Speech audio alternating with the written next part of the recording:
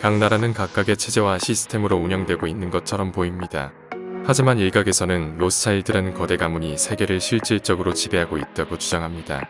이 영상에서는 당신이 몰랐던 로스차일드 가문에 대해 이야기해보려 합니다. 연방준비제도. 우리나라에는 중앙은행인 한국은행이 있습니다. 국가의 소유입니다. 일본에는 중앙은행인 일본은행이 있습니다.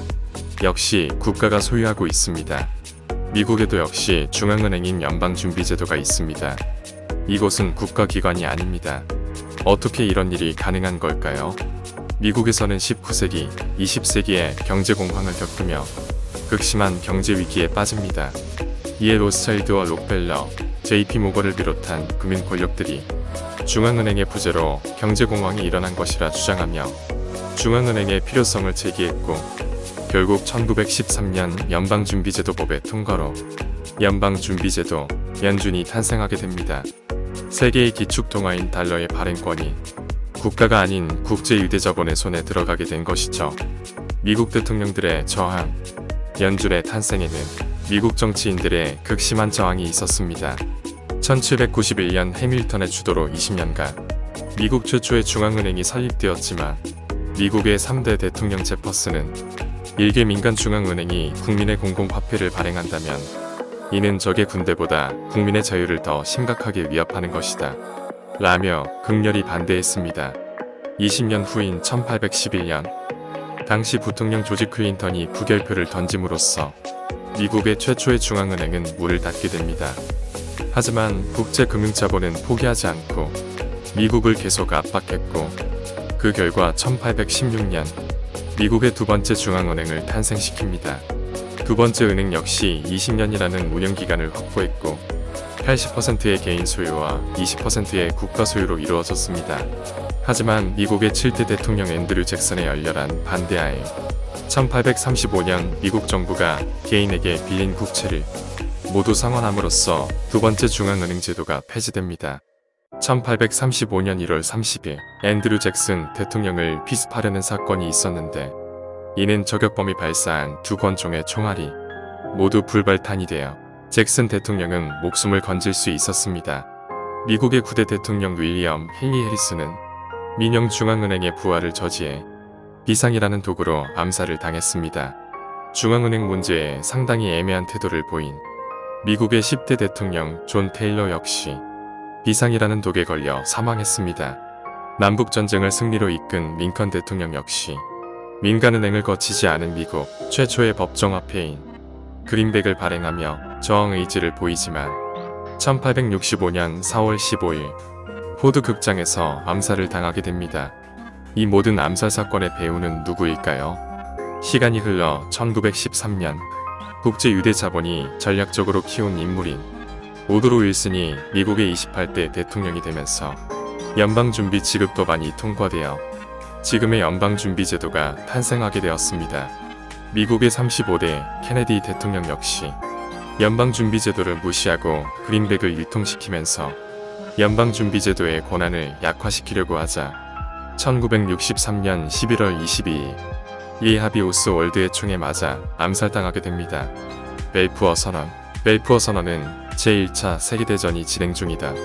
1917년과 1926년 영국의 외무장관 아서 벨푸어가 유대계 유력 인사 라이어널 월터 로스차일드에게 보낸 외교 선언입니다. 팔레스타인 지방의 유대인을 위한 국가 수립을 약속한 이 선언은 중동 전쟁의 씨앗이 됩니다.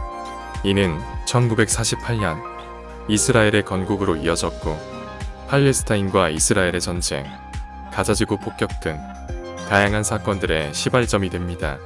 지금 이 시간에도 이루어지고 있는 중동의 모든 충돌은 로스차일드 가문이 일으킨 이 거대한 사건으로부터 발생하고 있는 것입니다. 수에즈 운하. 수에즈 운하는 지중해와 홍해를 잇는 운하로 이집트의 영토를 가로지르는 거대한 운하입니다. 원래대로라면 유럽에서 아시아로 나아가기 위해선 아프리카 서부 해안을 따라 남쪽 희망봉을 거쳐 인도양을 지나야 합니다. 하지만 이 수에즈 운하를 이용하면 바로 지중해에서 인도양으로 향할 수 있어 지구의 지름길 역할을 하는 지정학적으로 핵심적인 지역입니다. 로스차일드가는 영국 정부가 수에즈 운하의 주식을 구매할 때 성금인 400만 파운드를 대출해 주었고, 이집트의 나세르 대통령이 1956년 7월 수에즈 운하 회사를 국유화할 때까지 성금의 2.5%와 연간 수입의 5%를 수수료로 챙겼습니다. 1차 세계대전 연방준비제도법이 통과된 지 8개월 후 1914년 7월 28일부터 1918년 11월 11일까지 유럽을 중심으로 한 세계대전이 발생합니다. 한쪽 편은 대영제국, 프랑스, 러시아 제국의 삼국 협상을 기반으로 한 협상국이며, 다른 한편은 독일 제국과 오스트리아 헝가리 제국이 있는 동맹국이었습니다. 총력전은 물자의 소비 속도를 극도로 올려 전쟁 당사국이 은행가들에게 융자를 신청하도록 유도하는 역할을 합니다. 이 전쟁은 전쟁 당사국들의 신용대출을 유도하여 유대자본의 배를 불리기 위해 시작된 것입니다. 연방준비제도의 탄생으로 달러 발행권을 손에 쥐게 된 유대자본은 1914년 6월 28일 사라예보 사건을 일으켜 거대한 전쟁의 서막을 알립니다. 2차 세계대전은 1939년 9월 2일부터 1945년 9월 2일까지 치러진 인류 역사상 가장 많은 인명피해와 재산 피해를 남긴 전쟁입니다.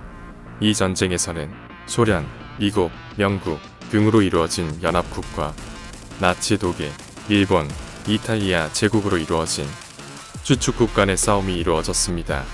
2차 세계대전은 또한 구교 대 신교의 전쟁으로도 볼 수 있는데, 구교에는 바티칸 카톨릭, 히틀러의 나치가, 신교에는 개신교, 연합국, 러스차일드가 있으며, 이 전쟁은 유태인의 자금과 재산을 뺏기 위한 또는 지키기 위한 전쟁이라고 볼 수 있습니다. 1945년 독일과 일본의 항복으로 이 전쟁은 신교, 즉 유대자본 편의 승리로 끝이 나게 됩니다.